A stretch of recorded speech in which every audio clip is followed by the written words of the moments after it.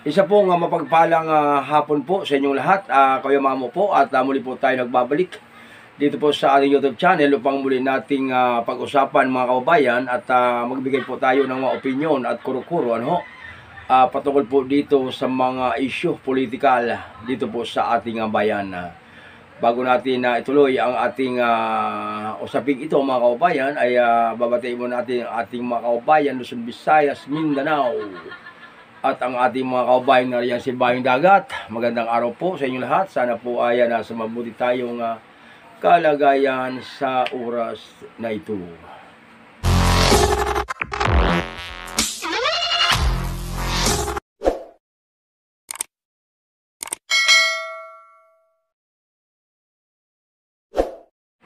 Well, pag-usapan po natin mga kababayan, politikang muli, dahil talagang malapit na yung halalan ngayong Mayo at ilang buwan na lamang.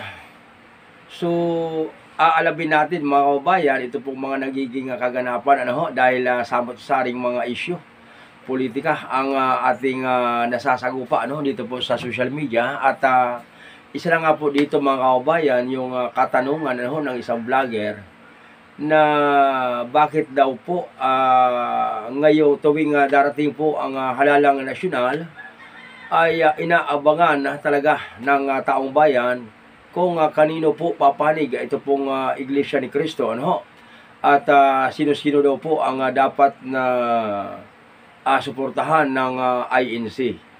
So ito po mga kababayan, uulitin ko lamang po yung katanungan ng isang vlogger na miyembro po ng INC. Ang kanyang katanungan dito, bakit daw po tuwing sasapit yung halalang nasyonal dito sa ating bansa ay inaabangan talaga ng taong bayan kung sino-sino po ang susuportahan ng miyembro ng Iglesia ni Cristo pagdating po ng botohan. So, ito ay aking opinion lamang o aking pananaw o aking kuro-kuro. Wala pong intensyon na manira po ako ng kredibilidad ng isang malaking institusyon, lalo pa po ito pong Iglesia ni Cristo. Kasi based po doon sa aking experience, nakikita natin na dito po sa social media, marami pong mga vlogger na miyembro ng INC.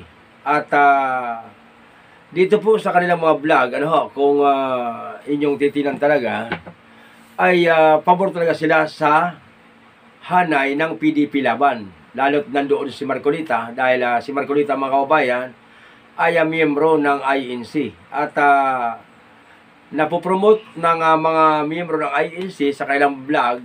Ito pong unang-una, ito po si Marcolita.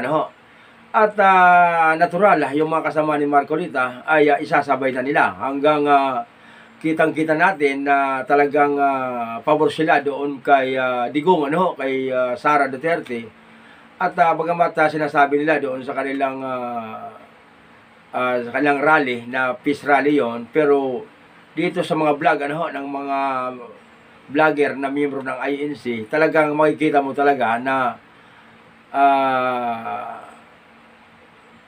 pumapanik po sila sa PDP. At kung gusto ninyong panoorin ay maghanap po kayo ng mga vlogger na kasapi ng Iglesia ni Cristo at makikita nyo po dito. At makikita nyo po doon kung sino talaga ang mga politikong kanilang pinapanigan. So bakit pa po kayo magtatanong, sir o kapatid? Bakit pa po kayo magtatanong kung alam nyo na kung sino po ang inyong susuportahan? Okay, sabihin na natin hindi nyo alam, ano ba ang inyong magagawa kung kagustuhan ni kapatid na Manalo, Eduardo Manalo, na yung inyong ibuboto na siya po ang may desisyon ay taliwas po sa inyong kagustuhan at minsan po kasi yung ibang mga politiko na wala po sa PDP laban, medyo sinisiraan nyo rin po medyo nakikita natin talagang negatibo rin po ang inyong pananaw. So paano kung yung mga senador na inyong sinisiraan doon sa inyong vlog ay yun po kasapi yun doon o kasali doon po sa gustong pabutuhan sa inyo ng namamahala ng Iglesia ni Cristo? Ano ba ang inyong mararamdaman?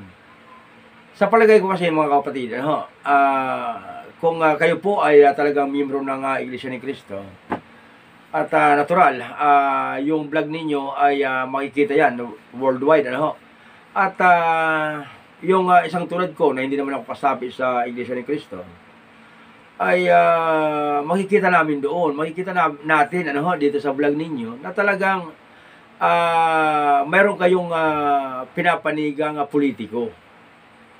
At makikita natin talaga dito sa inyong mga vlog na talagang sinisiraan ninyo yung mga politiko na nasa alyansa ni PBBM.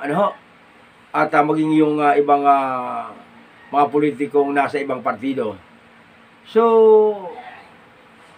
para sa akin, para sa akin lang, ito yung opinion ko lamang, wag na sanang ganon. Medyo tumahimik na sana tayo at maghintay na lang tayo ng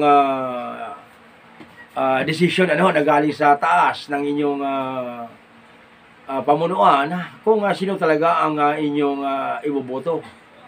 Hindi yung ngayon pa nga lang ay uupakan ninyo na o titirahin nyo na yung mga ibang politiko. Paano naman kung yun ang laman ng desisyon ng inyong pamunuan na isama nyo yun sa inyong bobotohan? At kayo na rin po ang may sabi na kung ano po ang kagustuhan ng pamunuan ay siya yung bobotohan. Paano nga kung taliwas sa inyong nararamdaman? Wala kayong magagawa.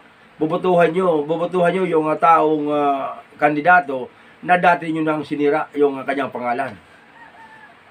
Di ba? So, sa akin lang, ako, hindi naman ako naninira sa inyong institusyon, Ang sa akin lamang, kung hindi nyo kayang magdesisyong solo, kung sino ang inyong bobotohang individual, tumahimik na lang sana kayo. Ito'y payong kapatid lamang, At maghintay na lamang kayo kung sino po ang nais pabotohan ng inyong pamunuan, yun po ang inyong bobotohan. Di ba?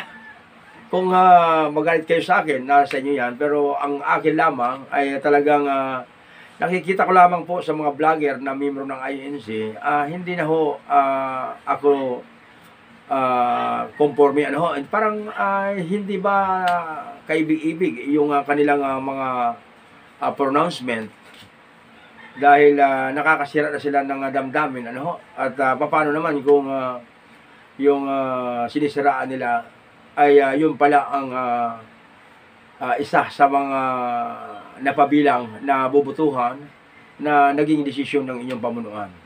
So hanggang dito na muna mga kababayan, at ito po ay informasyon lamang, at ibibigay natin, ipaparating natin na doon po sa mga miyembro ng INC na maghunos dili naman kayo sa pag bibigay ng negatibong opinion na doon po sa mga kandidato na nasa labas ng partidong PDP Laban, sapagkat baka nga ikako dumating ngayong araw na yun pong sinisiraan nyo ay baka yun na po ang isa pa sa ibibigay sa inyo ng inyong pamunuan na bubutuhan nyo.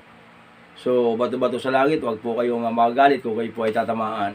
Ito po muli ang inyong lingkod, si Kuya Mamo, at muli po tayo magbabalik sa mga susunod na oras upang muli nating bigyan ng opinion at kuro-kuro yung mga issue politikal na nakikita natin sa social media. God bless po at bye-bye.